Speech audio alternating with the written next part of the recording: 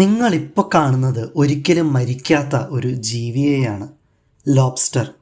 അല്ല, നമ്മൾ കറി വയ്ക്കുമ്പോഴവർ മരിക്കും, സ്വാഭാവികം. പക്ഷേ മറ്റൊരു ജീവിക്ക് ഒന്നില്ലെങ്കിലോ അസുഖം വന്നില്ലെങ്കിലോ ഇവർ മരിക്കില്ല. ഇവരിങ്ങനെ വളർന്നുകൊണ്ടേയിരിക്കും.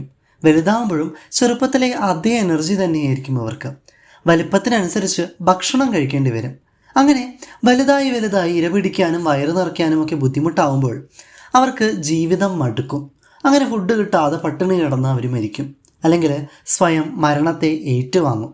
ഇതെന്തുകൊണ്ടാണെന്ന് വെച്ചാൽ കാരണം ടെലോമെറേസ് ആണ്. നമ്മളൊക്കെ അമ്മയുടെ ഉദരത്തിലായിരിക്കുന്ന സമയത്ത് നമ്മുടെ ബോഡിയിലുണ്ടായിരിക്കും, പക്ഷെ പിന്നീട് അളവ് കുറഞ്ഞു കുറഞ്ഞു പോകുന്ന കോശങ്ങളെ റിപ്പയർ ചെയ്യുന്ന ഒരു എൻസൈമാണ് ടെലോമെറേസ്. ഒരു ലോബ്സ്റ്ററിൽ അതെപ്പോഴും ഉണ്ടായിരിക്കും. നിങ്ങളുടെ നാട്ടിൽ ഇതിനെന്തെന്നാ പറയുക? കമൻറ്റ് ചെയ്യുമല്ലോ. കോണ്ടന്റ് ഇഷ്ടപ്പെട്ടാൽ സബ്സ്ക്രൈബും ചെയ്തോ.